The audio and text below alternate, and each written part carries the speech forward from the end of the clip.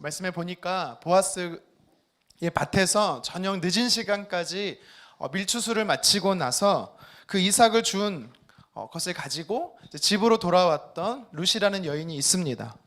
하루 종일 땡볕에서 여러분 일해 보셨으면 알겠지만 허리가 끊어질 정도로 아픕니다. 고통스러워요. 가자마자 제일 먼저 하고 싶은 건 쉬고 싶은 거예요. 저도요, 하루 종일 수고하고 집에 들어갔을 때 막 제잘 저희 아이들이 막 떠들거든요. 그러면 듣는 척은 해요. 너는 얘기해라, 나는 쉬고 싶다, 막 이래요.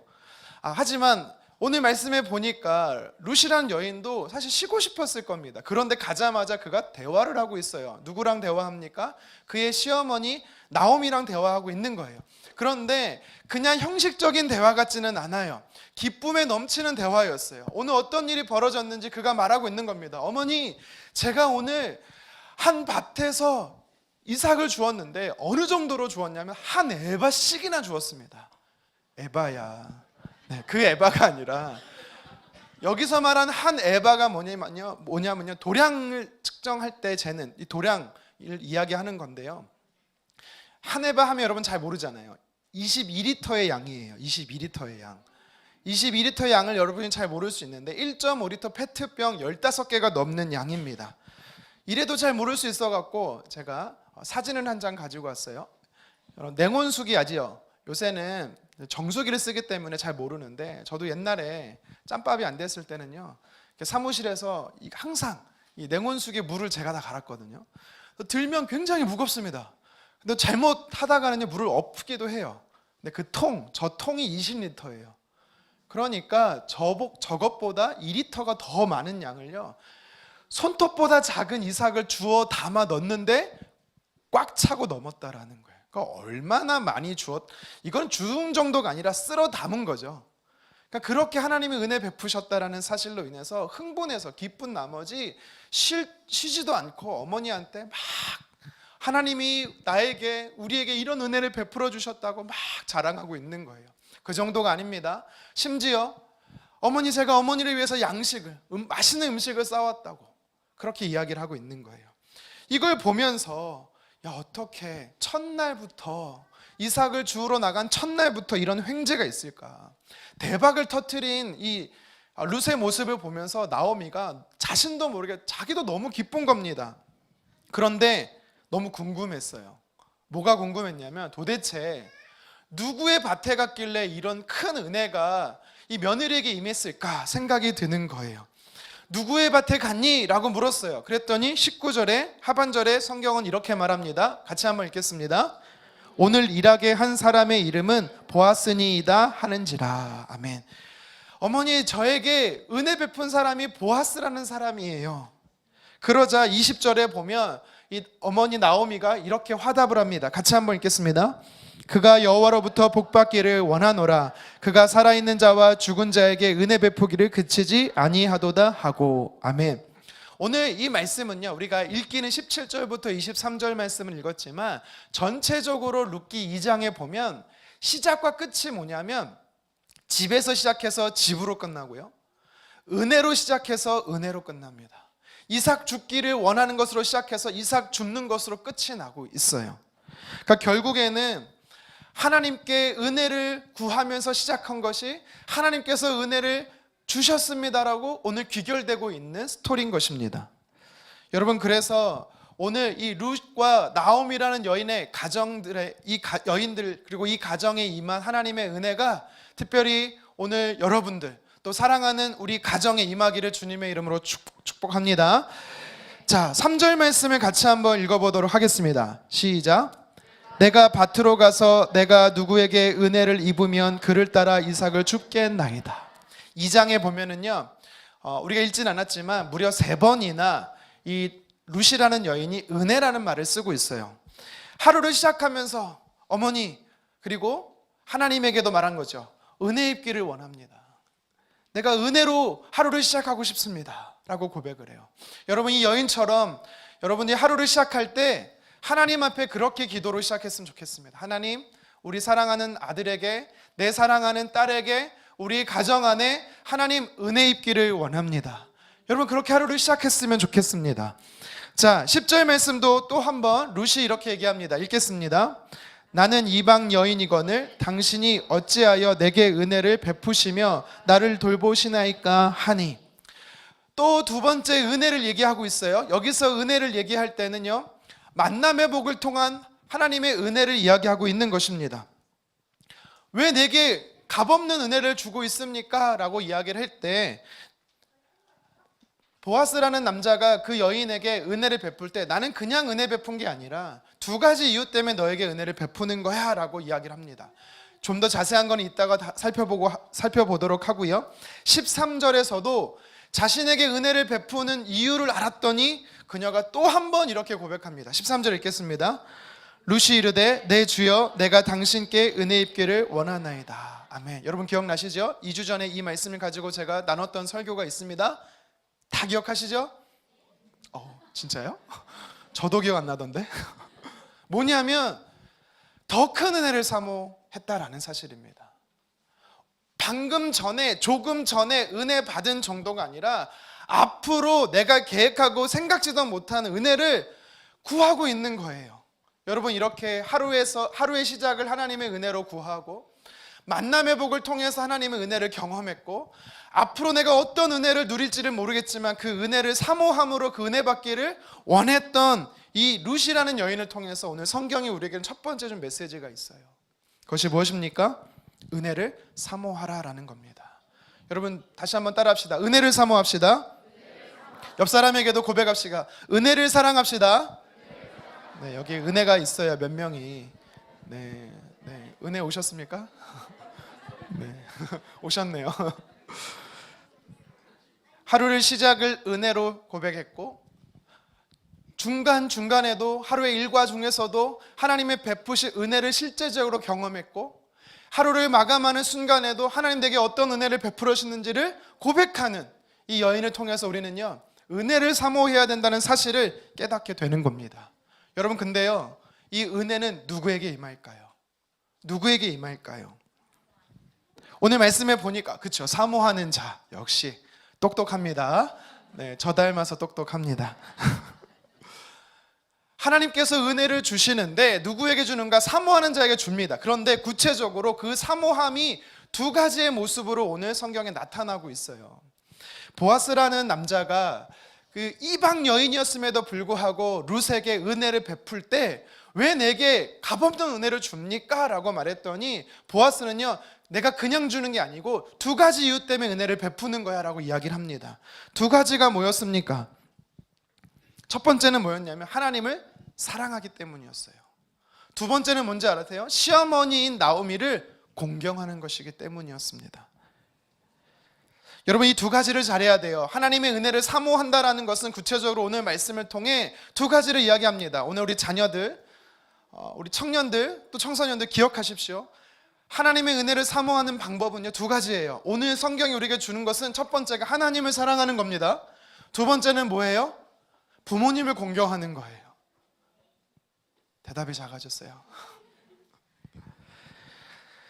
오늘 이 보아스가 말하는 것을 신약 성경에서 예수님은 동일하게 이야기하고 계세요. 마태복음 22장에 보면 한 율법사가 예수님께 나와서 물어요. 선생님, 모세의 율법 중에 뭐가 가장 큰 거지요? 그랬더니 예수님께서 이렇게 대답합니다. 하나님을 사랑하는 것이다. 이것이 크고 첫째 되는 계명이다. 여러분 하나님 사랑하십니까? 하나님을 사랑하는 자에게 은혜가 임하는 줄 믿습니다. 하나님을 사랑하는 자에게 내가 생각지도 못한 놀라운 은혜가 반드시 임하는 줄 믿습니다. 누가 은혜를 구할 수 있습니까? 하나님을 사랑하는 자예요. 하나님을 사랑하는 자에게 은혜가 임하는 것입니다. 그런데 예수님께서 하나님을 사랑하라 라고 말씀하시면서 저는 사랑합니다, 사랑합니다 이런 목소리로만 하나님을 사랑하는 것이 아니라 마태복음 22장 37절에 보면 그 사랑이 구체적으로 어떻게 표현되는지 이렇게 말해요. 우리 함께 읽겠습니다. 예수께서 이르시되 내 마음을 다하고 목숨을 다하고 뜻을 다하여 주 너희 하나님을 사랑하라. 아멘. 마음을 다하고 목숨을 다하고 뜻을 다하는 것이 정말 주님을 사랑하는 거래요. 오늘 본문에 이 나오는 룻이라는 여인도 똑같습니다. 그는요 여호와 하나님을 믿기 위해서요 모압이라는 땅에서부터 유대 땅 베들레헴이라는 곳까지 넘어왔어요. 오늘날은 그냥 내가 교회를 간다, 하나님을 믿는다, 뭐 자연스럽고 쉬운 거지만 그 당시는 북한과도 비슷합니다. 하나님을 믿는다라는 것은 민족을 버려야 되는 거고요, 부모를 버려야 되는 거고요, 자기 종교를 버려야 되는 것입니다. 하나님을 믿기 위해서, 여호와 신앙, 하나님을 전심으로 사랑하기 위해서 룻은 어떻게 했습니까? 마음과 뜻과 정성을 다해서 하나님을 사랑하기로 결정한 것입니다. 배고픕니까? 여러분, 근데 우리가 하나님을 믿는 신앙생활 하다 보면 빠지는 함정 중에 한 가지가 뭔지 아세요? 영적 침체를 경험할 때가 있는데, 이때 우리가 이렇게 생각해요. 하나님은 나를 사랑하지 않으시나? 하나님 나에게 관심 없나? 하나님께서 내게 왜 은혜 베풀지 않으시지? 라는 생각에 빠질 때가 있어요. 여러분, 왜 이런 함정에 빠지게 될 때 예수 그리스도 이름으로 끊어내고 대적하면 되는데 왜 우리가 그 깊은 함정 가운데 빠지는지 아십니까? 이 함정 가운데 빠지는 사람의 특징이 있어요. 그런 사람들은 하나님의 은혜를 자꾸 나의 행위와 나의 어떠함, 내 노력으로 보상받으려고 하는 심리가 있기 때문입니다. 예를 들어서 하나님, 내가 저 사람보다 노력하고 애쓰는 것 아시죠? 하나님, 내가 더 많이 기도하고 더 많이 봉사했기 때문에 하나님 내게 더 큰 은혜를 부어주셔야 돼요 라고 생각하는 사람들이 있었어요. 대표적인 사람들이 누군지 아세요? 예수님의 제자들이었습니다. 누가복음 22장에 보면 제자들 사이에서 다툼이 일어납니다. 예수님이 계신 앞에서 다툼이 일어난 거예요. 싸움이 일어난 거예요. 그럼 예수님이 그 자리에 없었다면 얼마나 많이 치고받고 제자들이 싸웠겠습니까? 그렇죠? 근데 그 싸움의 내용이 뭔지 봤더니 누가 큰 자냐라고 싸워요. 누가 더 높은 곳에 올라갈 수 있느냐라고 싸우고 있는 것입니다. 여러분, 군대도 나이가 적어도 먼저 가면 선임이에요. 그렇죠? 각 교회마다 특징이 있지만 제가 전에 사역했던 곳도 마찬가지입니다. 저는요 어린 나이에 사역을 일찍 시작했어요. 27에. 그래서 27에 시작할 때 30대 중반 40대 분과 같이 사역을 시작했어요. 그래서 제가 목사가 될 때는 저보다 한참 나이가 많으신 분들이 후임으로 들어오는 거예요. 좋았죠. 엄청 좋았죠. 다 저한테 존댓말을 쓰세요. 그렇다고 전 반말을 썼다는 게 아니라 서로 존칭을 씁니다. 우리 동탄이라 송탄 오륜교회 김철원 목사님이라고 계신데 저보다 나이가 많으세요. 근데 제 후임으로 들어온 거예요. 항상 존댓말 씁니다, 저한테. 그리고 담임이 돼서 나갔음에도 불구하고 제가 물었어요. 그만 존댓말 쓰세요. 그랬더니 이분이 이렇게 말하더라고요. 아니요, 한 번 선임은 영원한 선임입니다. 좋더라고요. 참고로 오른교회 후임 목사님도 저보다 나이 많지만 제 후임이에요. 네, 그래서 저는 편하게 만납니다. 뭘 신기하고 있어. 네, 당신 하나님도 만날 수 있어. 제자들이 누가 먼저 높은 곳에 올라가냐 다툼이 일어난 거예요. 근데 심지어 어느 정도냐면 예수님이 제자를 부르실 때 누구 먼저 부른지 아세요? 베드로와 안드레, 야고보, 요한 이 네 사람, 이 갈릴리 바닷가의 어부들을 먼저 불러요. 그리고 나중에 이제 세리든 나머지 7명을 부르시거든요. 그러니까 베드로하고 야고보, 요한이 끝발이 좀 있었던 거는 먼저 제자가 됐기 때문에, 하루라도 먼저 제자가 됐기 때문에. 이 야고보, 요한의 어머니가 있어요. 살로메라는 사람인데 이분이 예수님께 찾아와서 로비를 해요. 예수님, 얘네들 먼저 제자 된 거 알죠? 하나 우편, 하나 좌편. 그러니까 그 나머지 제자들이 그걸 듣고 막 화가 나는 겁니다. 막 싸움이 일어나는 거죠. 오늘 말씀도 그런 거예요. 오늘 말씀인데 더 안타까운 사실이 뭔지 아세요? 일주일 후면은 예수님이 십자가에 달려 돌아가시는 공생의 끝자락이거든요. 그때도 제자들은 치고받고 싸우고 있는 겁니다. 뭐 때문에요? 내가 높은 자리에 올라가려고. 그 이유가 뭔지 아세요? 다들 내가 너보다 더 수고했거든. 내가 너보다 더 열심히 헌신했거든. 마태복음 19장 27절 베드로가 이렇게 고백합니다. 우리 같이 한번 읽어볼까요? 이에 베드로가 대답하여 이르되 보소서 우리가 모든 것을 버리고 주를 따라 싸운데 그런즉 우리가 무엇을 얻으리까? 아멘. 베드로가 뭐라고 말하고 있어요? 예수님, 저희는요 직업도 버렸어요. 가족도 버리고요. 주를 위해서 지금 3년 동안 월급 한 푼도 받지 않고 주님 따라가 열심히 살고 있습니다. 뭐 해주시겠습니까? 라고 말하고 있는 거예요. 우리가 베드로처럼 또 나머지 제자들처럼 하나님께 은혜를 구할 때 그런 착각에 빠질 때가 있어요. 뭐라고요?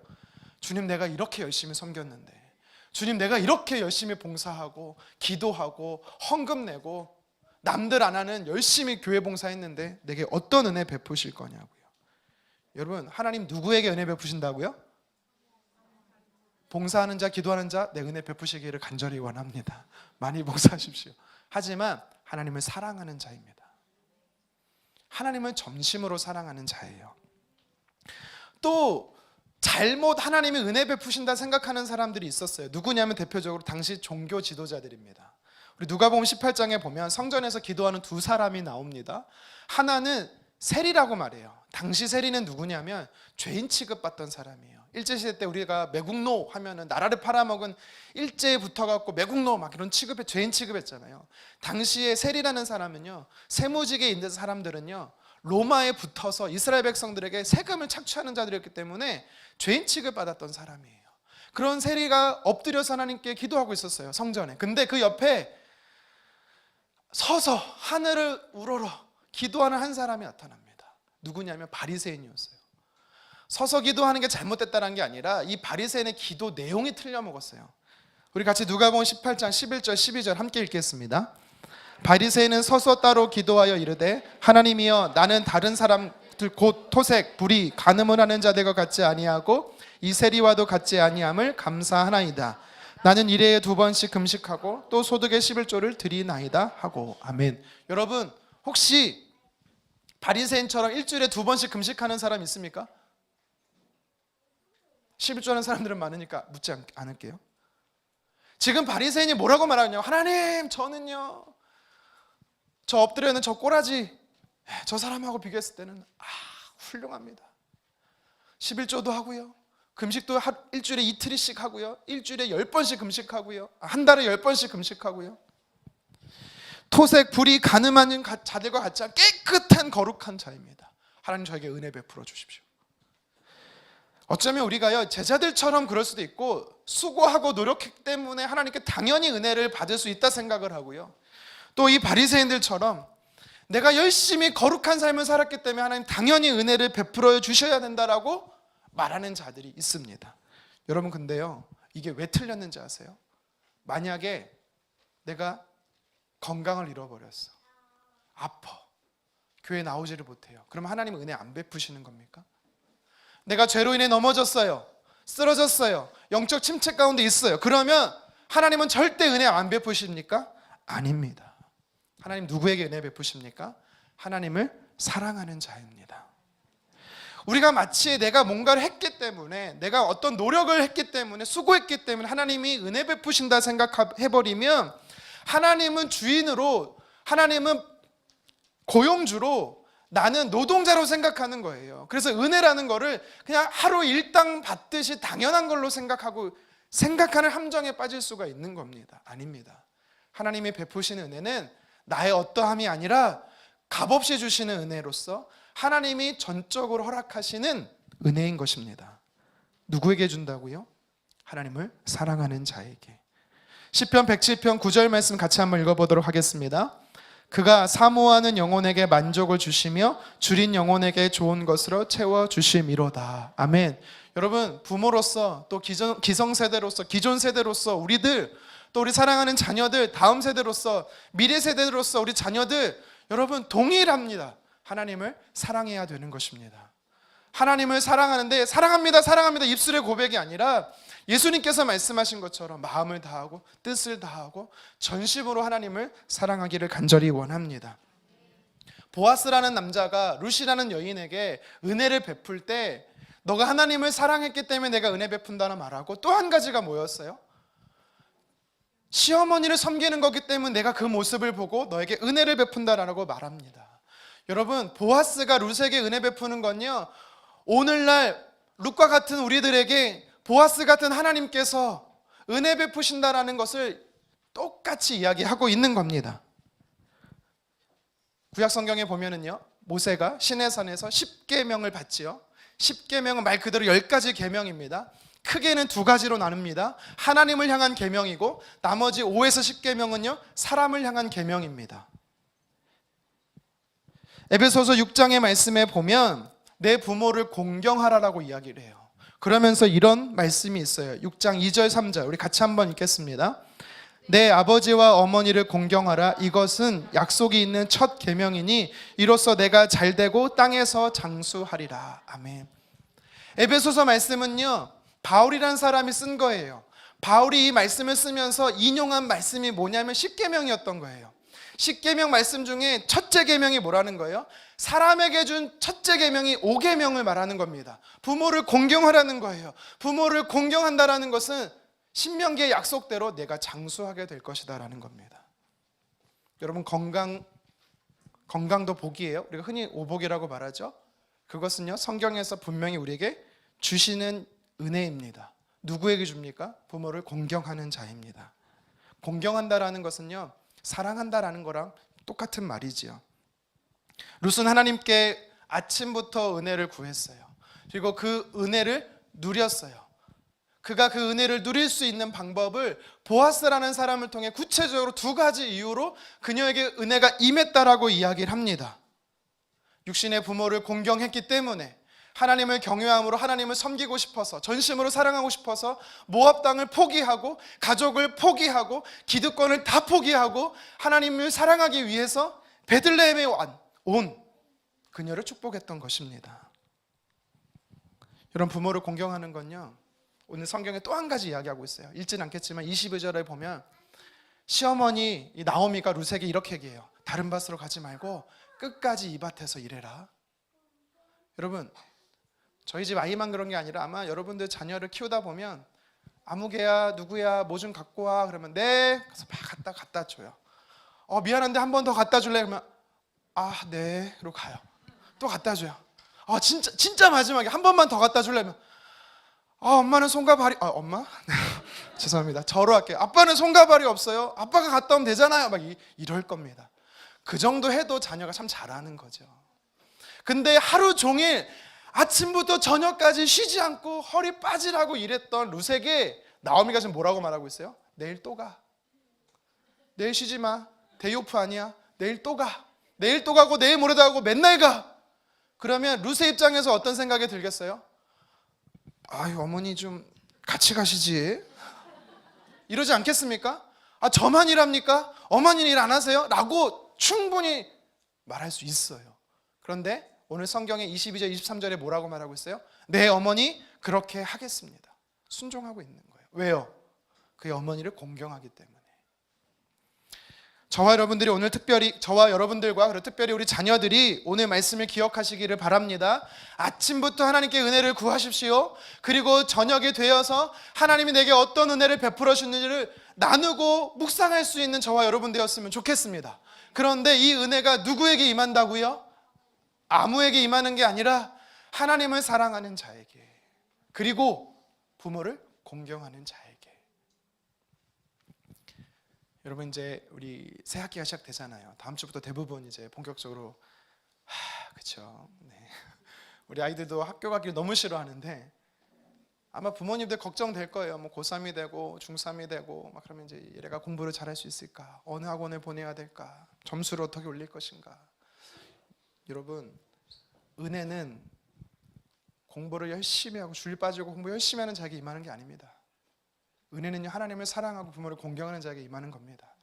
여러분, 제가 얘기했잖아요. 이건 너무 많이 얘기해서 얘기하고 싶지도 않아요. 이제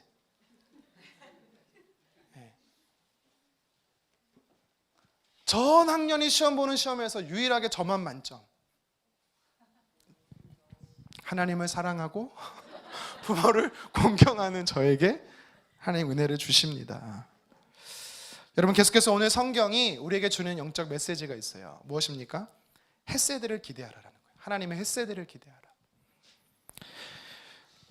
20절 중반절 말씀을 같이 한번 읽어보도록 하겠습니다. 그가 살아있는 자와 죽은 자에게 은혜 베풀기를 그치지 아니하도다 하고, 다시 한번 읽겠습니다. 그가 살아있는 자와 죽은 자에게 은혜 베풀기를 그치지 아니하도다 하고. 어머니, 제가 하나님 앞에 은혜를 구했더니 하나님이 은혜를 주셨어요. 와, 하나님이 너에게 은혜 베푸셨구나 라고 화답을 하고 있는 게 20절 말씀입니다. 아니 21터 되는 이 엄청난 양의 보리 이삭을 어떻게 주울 수가 있어? 와, 놀랍다. 아니 어떻게 주인의 상에서 떡을 먹을 수 있고 이 귀한 양식들을 너에게 줄 수가 있어? 놀랍다. 도대체 그가 누구야? 그는 보아스예요 라고 말했더니 순간 잠시 멈췄다가 그가 20절의 말씀을 고백하고 있는 거예요. 너에게 은혜 베푼 그 보아스에게 하나님 복 주시기를 원한다. 여러분, 근데 우리가 개역 개정 성경, 한글 성경으로 보고 있기 때문에 루시 말하고 있는 은혜를 입었습니다, 은혜를 베푸셨습니다 라고 말하는 은혜라는 단어와 오늘 20절에 그의 어머니 나오미가 말하는 은혜라는 단어가 똑같을 것 같지만 사실은 다른 단어입니다. 먼저 루시 말하고 있는 3절과 10절과 13절에서 말하고 있는 이 은혜는요, 친절함, 호의라는 뜻의 히브리어 헨이라는 단어예요.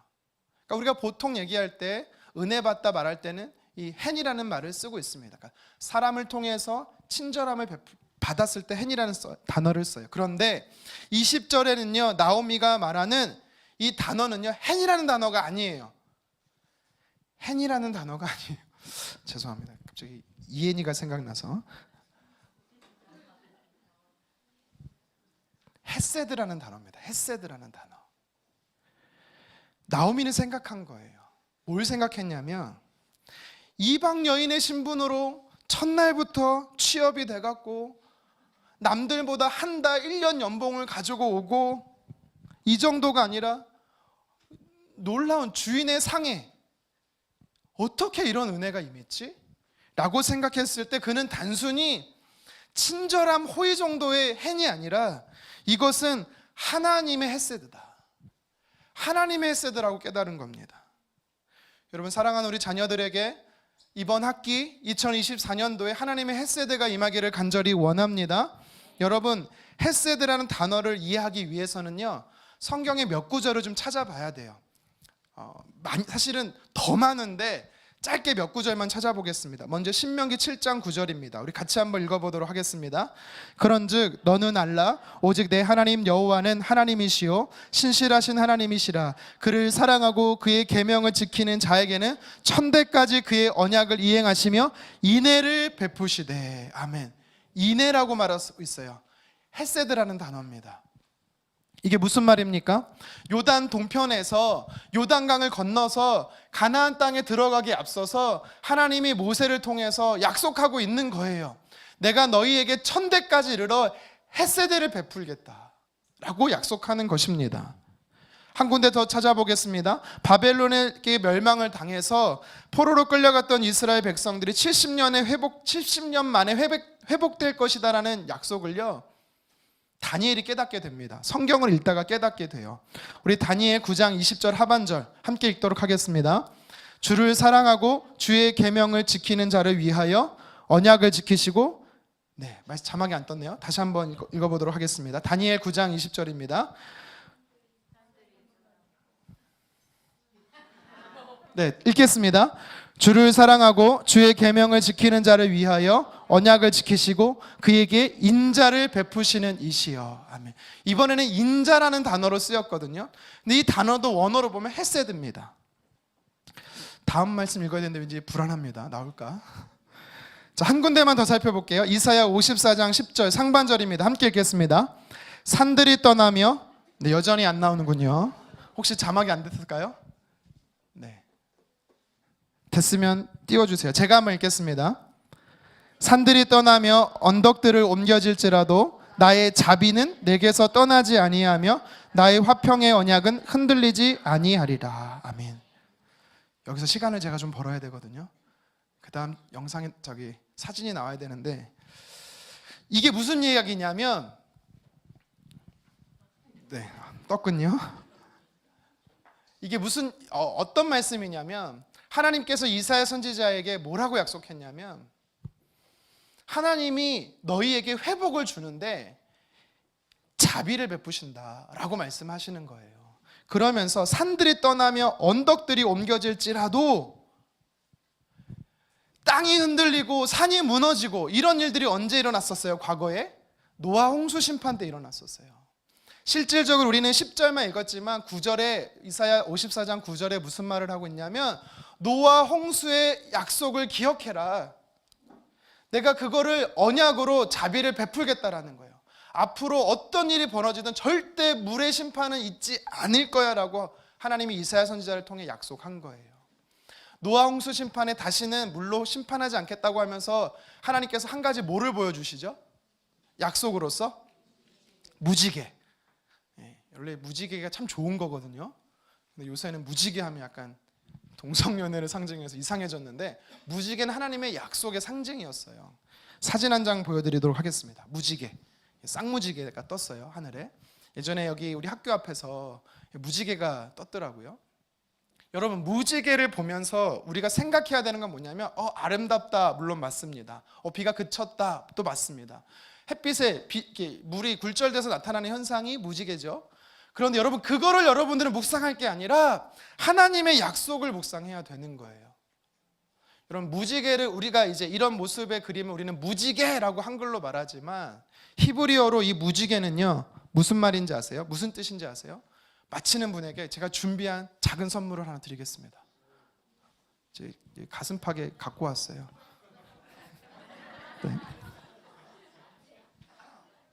맞추지 마 누구야? 여러분, 네? 여러분 무지개가요 히브리 말로 활입니다. 활이란 뜻이에요. 케셰트라는 단어로. 활 같지요? 활 시위를 쭉 당겨보면 사선으로 이렇게 굽어지잖아요. 그러니까 유대인들은 히브리인들은 무지개를 보면서 활로 생각을 했어요. 근데 여러분 이 활에 화살촉을 한번 넣고 당겨보시면 이 화살촉이 어디로 향할까요? 땅으로 떨어질까요? 모양이 활이 위로 혔어요. 그러면 활씨를 당겨서 쏘면 어디로 가겠어요? 하늘로 간다라는 겁니다. 유대인들은 생각한 거예요. 하나님의 심판은 다시는 땅으로 떨어지지 않는다. 진노의 심판은 땅으로 떨어지는 것이 아니라 하나님이 직접 맞으신다라는 뜻이에요. 여러분 그 하나님의 진노의 화살이 누구에게로 임했습니까? 갈보리산 언덕에 십자가 예수님께 맞춰진 겁니다. 유대인들은 그걸 생각한 거예요. 하나님 그로써 주신 거예요. 이제부터 여러분들이 무지개를 보면 활이 떴다. 하나님의 진노의 심판은 내게로 오는 것이 아니라 하나님이 직접 담당하셨다. 어디서요? 십자가에서.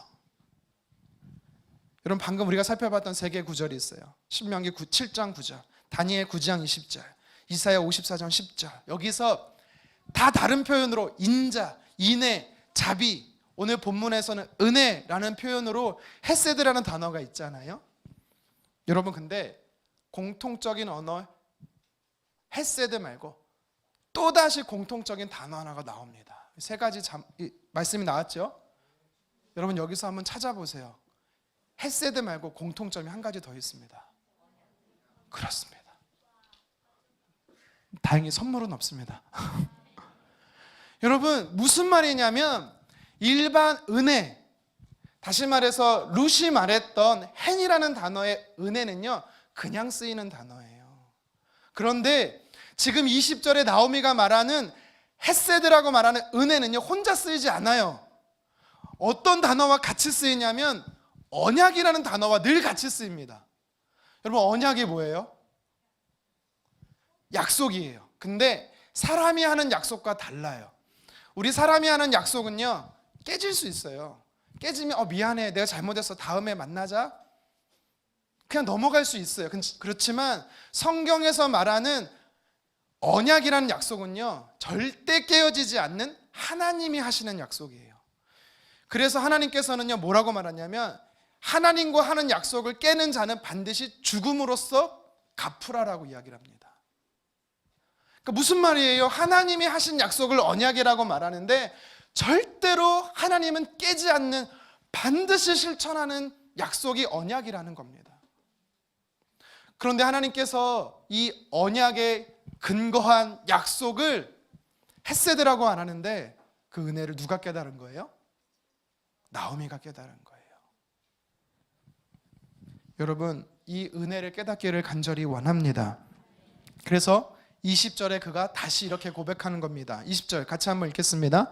그가 살아있는 자와 죽은 자에게 은혜 헤세드 베풀기를 그치지 아니하도다 하고. 아멘.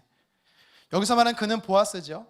보아스가 살아있는 자들, 다시 말해 자신 나오미와 며느리 룻에게 은혜 베풀었을 뿐만 아니라 죽은 자들에게까지 은혜를 베풀었대요. 헤세드를 베풀었대요. 죽은 자들이 누구겠어요? 남편이었던 엘리멜렉과 또 죽은 두 아들들 말론과 기럧이죠.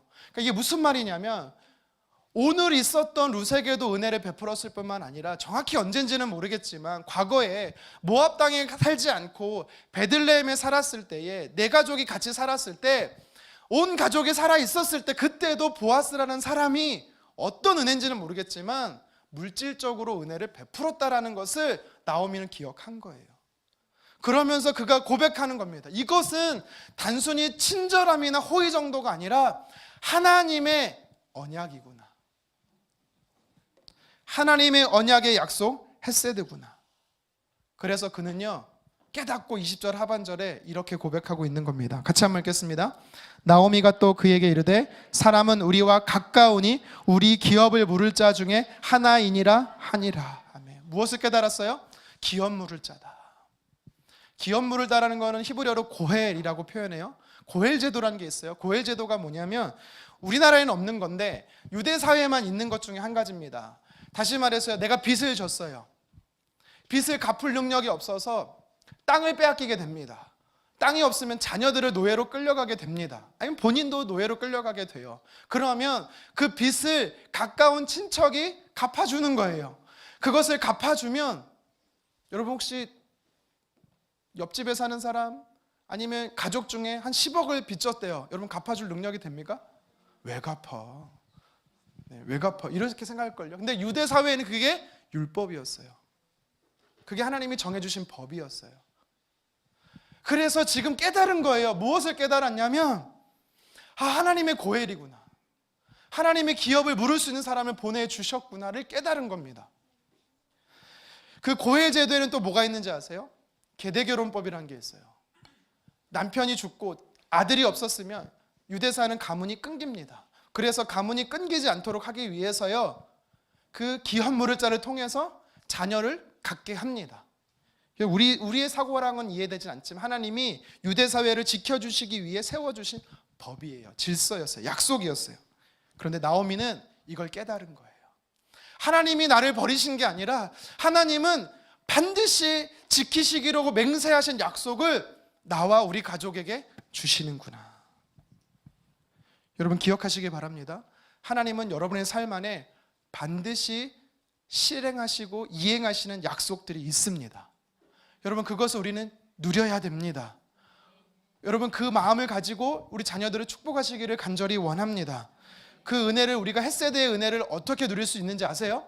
하나님의 약속을 붙잡으면 돼요. 하나님의 약속을 붙잡는다는 게 무슨 말이에요? 기록된 성경을 통해서 그거를 취하면 되는 겁니다. 내 것으로 취하면 되는 거예요. 자녀들을 축복할 때 물론 목사님 축복해 주세요 데리고 가서 뭐 사역자들한테 기도받을 물론 되지만 여러분에게는요 모두 하나님께서 주신 제사장권이 있어요. 남자든 여자든 말씀을 붙잡고 축복하는 거예요. 성경에 보십시오. 약속을 붙잡았더니 어떤 일이 벌어집니까? 약속을 붙잡고 하나님 앞에 기도하면 반드시 그것이 성취된다라고 성경은 말하고 있어요. 시내산에서 모세가 40일 동안 하나님의 말씀을 받으려고 기다리고 있을 때 나머지 이스라엘 백성들은 뭐 하고 있습니까? 우상 숭배하고 있었어요. 그랬더니 하나님이 화가 나갖고 내가 이 민족들 목이 곧은 백성들 싸그리 진멸하겠다 말씀하실 때 모세가 뭐라고 말합니까? 하나님 아브라함과 이삭과 야곱에게 약속하신 말씀을 기억해 주십시오. 그는요 하나님의 언약을 붙잡았어요. 하나님의 맹세를 붙잡았고 약속을 붙잡았어요. 그랬더니 성경이 뭐라고 말해요? 하나님이 진노를 거두셨더라. 하나님의 진노를 거두게 할 수 있는 방법이 있습니다. 하나님의 저주를 끊게 하는 방법이 있습니다. 무엇입니까? 약속의 말씀, 성경을 붙잡는 것입니다. 아람의 군대 장관이었던 나아만이라는 사람이 있어요. 오늘날로 말하면 나병 환자였습니다. 그가 고침을 받고자 이스라엘 엘리사에게 찾아왔어요. 그랬더니 엘리사 선지자가 뭐라고 말합니까? 요단강에 가서 7번 몸 씻으라고. 여러분 요단강이라는 곳이 특별했습니까? 도리어 요단강은 작았고 더러웠다라고 성경은 말하고 있어요. 그런데 왜 기적이 일어났습니까? 7번 몸을 담고 일어났더니 나하만의 피부가 아기의 피부처럼 하얗게 깨끗이 되었다라고 말합니다. 어떻게 이런 일이 벌어졌죠? 하나님이 엘리사를 통해서 하신 약속을 그가 어떻게든 믿었기 때문입니다. 그것을 나의 말씀으로 취했기 때문입니다. 엘리야 선지자도 마찬가지예요. 3년 6개월 동안 비가 오지 않았는데 갈멜산 꼭대기에 올라가서 열심히 부르짖어 기도합니다. 그가 얼마나 대단한 기도를 했길래 오지 않는 비가 내리는 것입니까? 그가 기도를 열심히 했기 때문입니까? 아니요. 그는요, 비를 내리겠다라고 말씀하신 하나님의 약속을 붙잡았기 때문입니다. 여러분, 이것처럼 우리가 하나님의 약속의 말씀을 붙잡잖아요. 그러면 하나님의 약속하신 대로 하나님 반드시 은혜 베푸십니다. 하나님의 진노를 잠잠케 할 수 있고, 기근 땅에 비가 내리게 되는 것이고, 포로의 삶이 청산되는 것이고, 고침을 받게 되는 것이고, 이런 역사들이 반드시 일어난다라는 사실입니다. 누구에게요? 기록된 약속의 말씀, 맹세, 즉 성경을요 믿는 자들에게. 혹시 우리 중에 오늘 본문의 나오미처럼 절체절명의 위기 가운데 있는 분들 계십니까? 내 힘으로 아무리 노력해 보려고 해도 해결되지 않는 상황 가운데 있는 분들이 계시다라면 도무지 못하겠으면 하나님 말씀을 붙잡으십시오. 하나님 약속을 붙잡으십시오. 헷세대 은혜가 여러분에게 임할 것입니다. 히브리서 13장 8절 말씀 함께 읽겠습니다. 예수 그리스도는 어제나 오늘이나 영원토록 동일하시니라. 아멘. 성자 예수님 하나님만 동일하신 게 아니라 성부 하나님, 성령 하나님도 삼위 하나님 모두가 동일하시다라는 겁니다. 과거에 나옴이라는 여인에게만 헷세대 은혜를 주는 게 아니라 오늘을 살아가는 저와 여러분들에게도 헷세대 은혜를 주신다라는 사실입니다. 성경을요 보문창고라고 말해요. 보고라고 이야기를 합니다. 저는 세보진 않았어요. 혹시 세본 분 있을까요? 성경에는요 하나님의 약속이 7,000가지가 남는데요, 정확하게 7,487개가 있다라고 말합니다. 엄청 많죠? 여러분, 그 은혜를 누가 누릴 수 있습니까? 그 약속을 믿는 자들입니다. 하나님의 약속은요 개인적으로 임하든 나라와 민족적으로 임하든 아니면 조건적으로 순종해야 임하든 무조건적으로 임하든 중요한 것은 그 약속, 하나님의 맹세를 소유한 자, 붙잡는 자에게 임하는 것입니다. 하나님의 신실하신 약속의 은혜들이 여러분들에게 임하시기를 주님의 이름으로 축원합니다. 짧게 한 가지만 더 살펴보겠습니다. 벌써부터 눈이 풀린 아이들이 있어요. 내가 기도받으러 왔지 말씀 들으러 왔냐 막 이러면서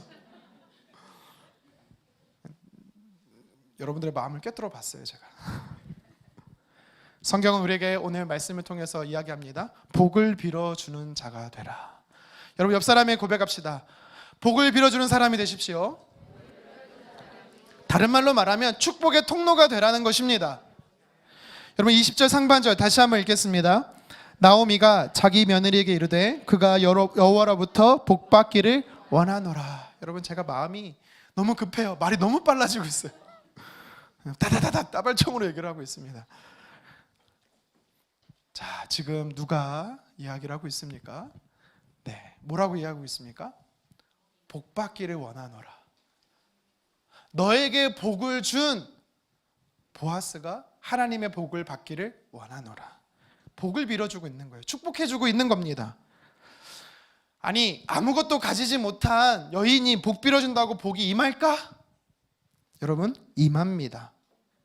창세기 12장에 보면은 하나님께서 아브라함에게 그를 부르시면서 뭐라고 말합니까? 너를 축복하는 자에게 내가 복을 주겠다. 너를 저주하는 자에게 내가 그에게 저주하겠다. 무슨 말이에요? 아멘이에요? 무슨 말이에요? 아멘이에요? 아브라함이라는 사람이 있어요. 그런데 A라는 사람이 아브라함을 축복해요. 그러면 하나님이 어떻게 해주신대요? A를 축복하겠다라는 겁니다. 여러분, 반대로 A라는 사람이 아브라함을 저주하잖아요. 그럼 하나님이 어떻게 하신대요? A라는 사람을 저주하신다라는 거예요. 그러니까 여러분, 이거를 나에게 적용해 보세요. 내가 아브라함을 축복해요. 내가 누군가를 축복해요. 그러면 그 A라는 사람이, 아브라함이라는 사람이 나를 축복하는 게 아니라 누가 축복한다고요? 하나님이 축복하신다라는 거예요. 여러분, 그래서 여러분 되도록이면 특별히 자녀들에게 부모들이 축복 많이 해주십시오. 그거는 자녀들이 잘 되는 거지만 실상은요, 여러분들이 잘 되는 겁니다. 회사에서도 마찬가지예요. 질질이 꼴 보기 싫은 사람 분명히 있어요.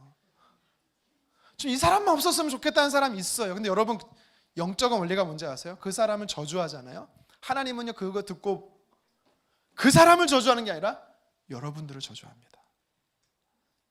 반대로 생각하면 너무 진짜 막 그러고 싶은 사람인데 축복하잖아요. 하나님이 여러분들을 축복하신대요. 그래서 오늘 성경에도 보면은 나옴이란 사람이 쥐뿔도 없어요. 아무것도 없어요. 그럼에도 불구하고 누구를 축복하고 있어요? 보아스를 축복하는 겁니다. 이 영적 원리를 알고 있는 거예요. 너에게, 우리에게 복 주신 자, 하나님 복 주시기를 원하노라. 이 얘기는 다시 말하면 내가 축복했기에 그 사람에게도 복이 임하지만 하나님의 복이 내게도 임했다는 사실을 알고 있다는 것입니다.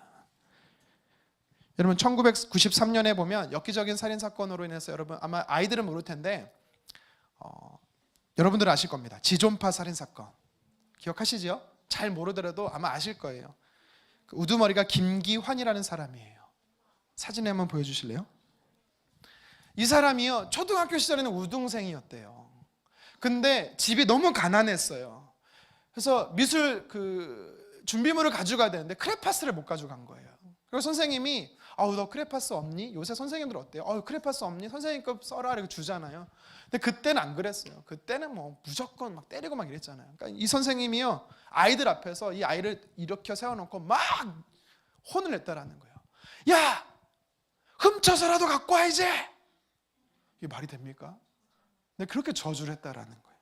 그 순간부터 교사를 미워하기 시작하고 자기가 너무 가난했기 때문에 부자들을 미워하기 시작했대요. 그래서 끔찍한 그런 일을 벌였다라고 이야기를 해요. 여러분, 영적 원리가 있어요. 제가 한 가지 더 얘기해 볼게요. 세계적인 물리학자 아인슈타인이라고 있어요. 여러분 아시죠? 이렇게 생겼어요. 일반 상대성, 특수 상대성을 발표하면서 세계적인 물리학자가 됐죠. 우주의 신비를 밝힌 사람 중에 하나가 되었습니다. 여러분, 희망이 있어요. 우리 자녀들 희망이 있습니다. 왠지 아세요? 아인슈타인은 학교에서 성적표를 받았는데 이렇게 선생님의 코멘트가 써 있었대요. 이 아이는 나중에 무엇을 해도 절대 성공할 수가 없습니다. 우리 아이들이 이렇게 성적표 받아오셨습니까? 아인슈타인보다 더 못된 성적표 받아왔어요? 아니요, 대부분 이랬을 거예요. 아마 엄청 떠들어도 활발한 아이입니다. 엄청 말 안 들어도 분위기가 밝고 친구들과 사이가 좋은 아이입니다. 이렇게 써져 있을걸요. 제가 또 얘기하면 우리 아이가 속상할 텐데 누구라고 얘기하지 않고 3명 중에 1명이 성적표를 갖고 왔어요. 아빠 이거 보세요. 좋은 말로 써 있는 거예요. 근데 저는 그 이면의 내용이 뭔지 아니까 좀 씁쓸했습니다. 선생님이 너 되게 좋게 봤나 보다. 그런데 이 아인슈타인이 가져온 성적표를 보면서 그의 어머니가 그 아인슈타인에게 이렇게 얘기했다라고 말합니다. 슈타나, 그렇게 말하진 않았겠죠. 아인슈타나, 너는 너에게만 있는 장점이 있어. 넌 틀림없이 훌륭한 사람이 될 거야. 저주하는 사람이 있었고요, 축복하는 사람이 있었습니다.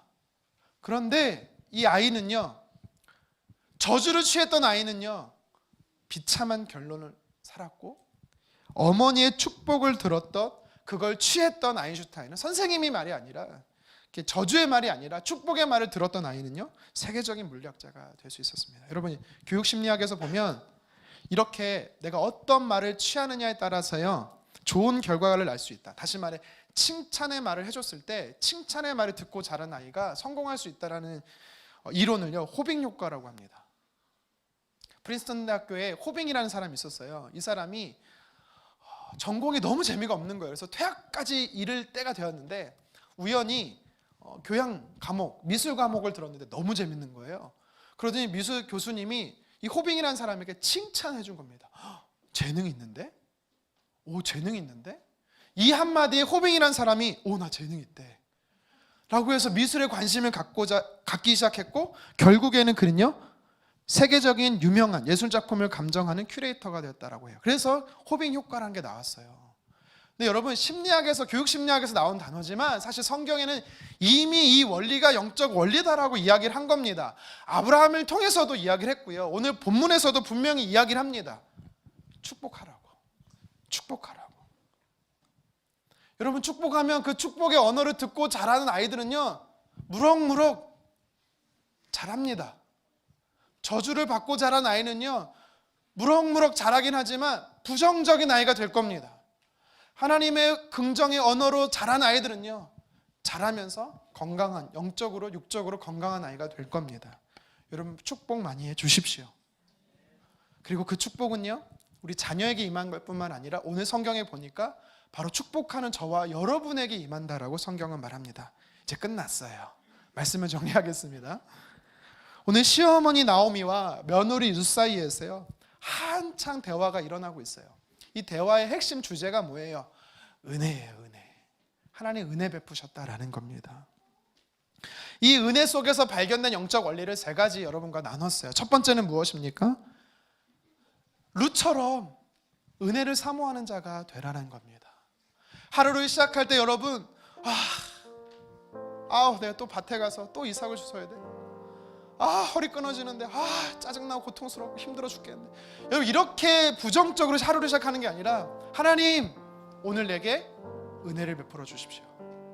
내가 생각하지도 못하고 내가 계획하지도 못하고 하나님 놀라운 은혜를 부어 주십시오.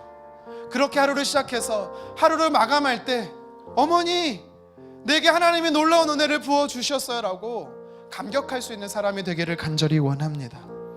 오늘 성경에선 구체적으로 누구에게 은혜를 베푸냐라고 말씀하셨어요? 보아스를 통해서 하나님 은혜 베푸는 자는 하나님을 사랑하는 자였어요. 전심으로 하나님 사랑하는 자, 그리고 부모를 공경하는 자였어요. 우리 자녀들 잘 들으세요. 여러분들, 하나님을 열심히 사랑하십시오. 기막지 말고 엄마 아빠를 사랑하십시오. 엄마 아빠를 사랑하는 방법은 뭐예요? 순종하는 거예요. 하나님은요, 부모에게 순종하는 자를 하나님께 순종하는 자로 여기신다라고 말씀합니다. 그만해! 싫어! 엄마가 아빠가 해! 여러분, 은혜 임하지 않습니다. 누구라고 말하는 거 아니에요. 저희 아이들이라고. 하나님을 사랑하는 만큼 부모님 사랑하십시오. 그러면 여러분의 삶 안에 은혜가 임합니다. 오늘 성경은 우리에게 무엇을 말합니까?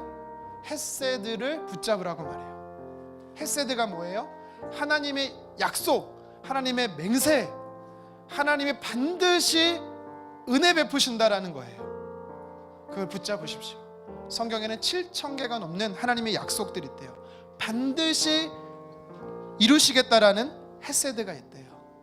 여러분, 누가 이것을 취할 수가 있습니까? 믿는 자가. 고헬제도, 계대결혼법, 기업 물을 자, 하나님이 이 언약을 나 같은 자에게도 허락하시네 라고 믿었던, 취했던 나오미에게 어떤 일이 벌어집니까? 남편도 죽고 자녀들이 다 죽었음에도 불구하고 보아스라는 사람을 통해서 하나님이 자녀를 허락하시지요. 그 자녀를 통해서 누가 태어나요? 다윗이 태어납니다. 그 다윗을 통해서 누가 옵니까? 예수님이 옵니다. 하나님의 약속을 붙잡는 자에게 하나님의 은혜가 반드시 임합니다. 헤세드를 붙잡으십시오. 헤세드는 기록된 성경을 내 것으로 취하는 겁니다. 마지막으로 오늘 성경은 우리에게 무엇을 이야기하고 있습니까? 복을 빌어주는 축복의 사람이 되라라고 이야기를 합니다. 나에게 잘해주는 사람만 축복할 것이 아니라, 여러분, 나를 힘들게 하는 사람이 있다면 죽었으면 좋겠다, 퇴사했으면 좋겠다, 여러분 그렇게 말하지 말고 축복하십시오. 그러면 하나님께서 여러분의 삶을 바꿔주십니다. 여러분의 삶에 복을 내려주십니다. 특별히 부모 세대인 여러분들은 자녀를 축복하십시오. 마음껏 축복하십시오. 그 약속대로 축복을 받고 자란 아이들은 성경의 약속대로 그 은혜를 누리게 될 겁니다. 그리고 하나님은 축복하는 부모 세대인, 기성세대인, 기존 세대의 우리에게도 동일한 은혜를 주실 줄 믿습니다.